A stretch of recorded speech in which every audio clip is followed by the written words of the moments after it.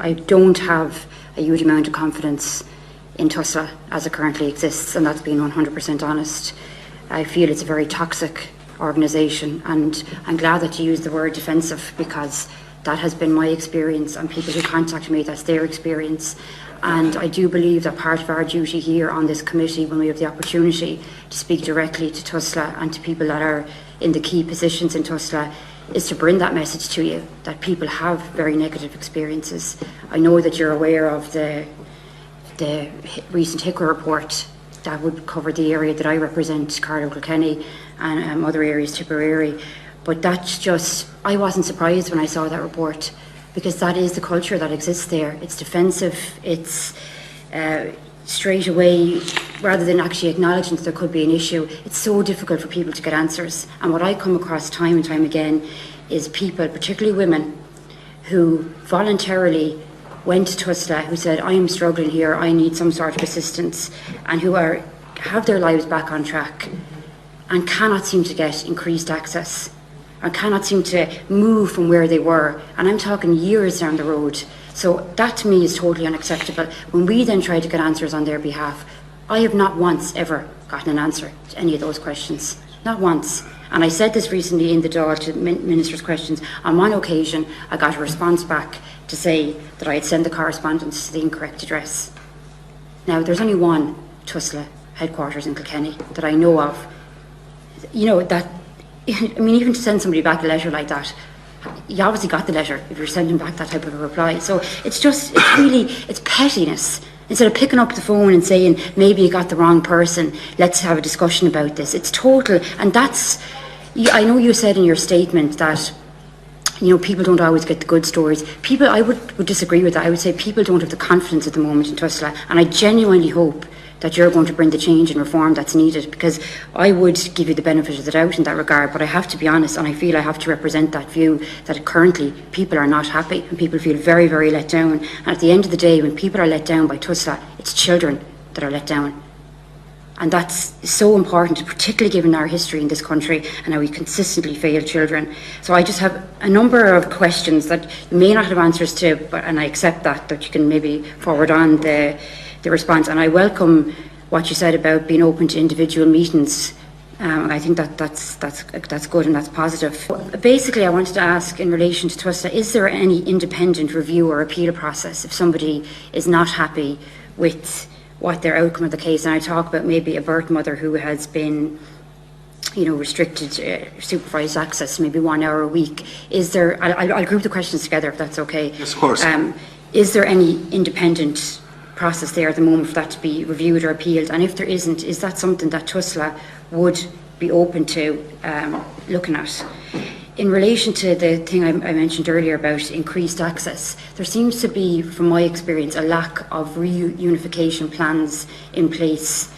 And when you question this, you know, it's like, oh, that's way down the road. So I'm just wondering if we can get the policy or the criteria from yourselves in relation to reunification, and how that, I believe, I know there's going to be situations where it's not possible and we have to be realistic about that, but in situations where it is, I think that should be at the heart of a care plan.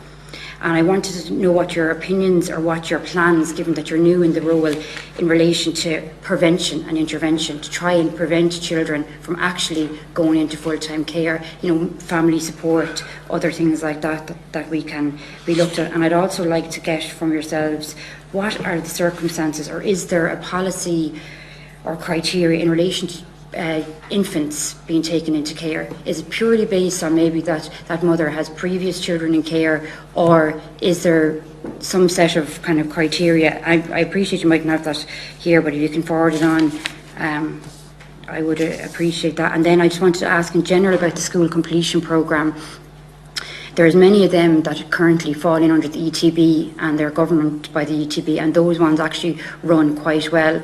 I believe anyway that proposal was sent to Tusla, and I'm just wondering, have you looked at that, or would you consider that? Because I know what always comes up about school completion is the issues of governance, and that is one way around that. And I was glad to hear Deputy Sherlock mention it, because school completion, I think, is just a fantastic programme, and it's out on its own, it's invaluable, and I think we should be putting a lot more resources into it. Then on the other set of questions. Do you want to get answers to those first, perhaps? Yeah, okay, maybe that might be easier. Yeah. Right, so thanks, Deputy Function, and I don't dispute your comments. I might use different phrases to toxic, but I don't dispute the general thrust of your comments. The only thing I can say to you, particularly in relation to your observation about competence in Tusla, I can only hope that the genuine attempt we're making and the work we're doing will over time allow you to feel that you can repose confidence in us, but I don't dispute where your view is at the moment. On the 𝐂𝐡𝐢𝐥𝐻, the 𝐂𝐡𝐢𝐥𝐻 report, yes, I wouldn't be happy about it. And unfortunately, because of the view of the agency, there have been a lot of improvements in that area, but it's very hard to get people to see those as well. But that said, the foster care report by 𝐂𝐡𝐢𝐥𝐻 was certainly not something that crowned us in glory. The one thing I am happy about is there have been changes there since. 𝐂𝐡𝐢𝐥𝐻 have accepted a very detailed action plan, and that is progressing. Yeah, so I just to say it's external to my view that it's progressing. In relation to care processes and care issues and issues associated with things like access and so on, can I say I think there's probably 3 questions in there. The majority of children who are in the care system have processes beyond the individual social worker that's dealing with that case. Many of them are before the children's court or the family court, and they're under the oversight of a judge, and they are subject to the in-camera rule, about which a lot of people have a lot of views and a lot of complaints, but that is the law, that's the provision that's there. So I mean, the ultimate appeal process is in the context of the courts, and the courts spend a significant amount of time processing any application Tusla makes for a full care order. In other words, we go through an interim care order because the court rightly raises a bar for Tusla to reach in relation to evidence, and it's in that space that access very often gets determined. I'm very interested in the observation about reunification planning, and I think that's something we may be able to come back to address with you in more detail, because I would want to talk to the professional staff in relation to it. Unfortunately, just as there are legitimate views and questions about that from many people, I equally would have to say I'm very concerned that there's a small prevalence on social media which is quite inappropriate about some of its commentary in relation to that, and I think I would just want to be balanced about that. But I think it's a very fair question. Preventative is the one that I'm really interested in, and our prevention of family support service.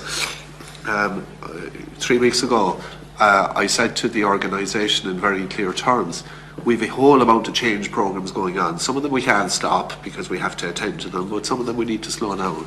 And I have said that we have 4 priority programmes that I want achieved, and 2 of them are on the left-hand side, the Child Protection and Welfare Strategy, which is off the back of the 𝐂𝐡𝐢𝐥𝐻 report of 2018, and on the right-hand side is the Prevention and Family Support Service. And what I've said is I no longer want those to be seen as 2 programmes in Tusla. I want them fully integrated, where children in the majority can step down from the child protection system once there's a safety plan and be supported in the family support service. And there is some very good work being done around that, and I'll certainly make sure that we send you detail on that. And then I just have another question that maybe no one has the answer to, but I find really, and maybe just some of the cases I've come across, once a child goes into care, it's very seldom, I've never anyway personally seen a situation in all the years, both here as a TD and on the council, where there has been reunification. And I think that's where the grief element comes from, because I think to a certain extent no one is saying it, but everybody knows that it very seldom happens. I'm just wondering, do you have any statistics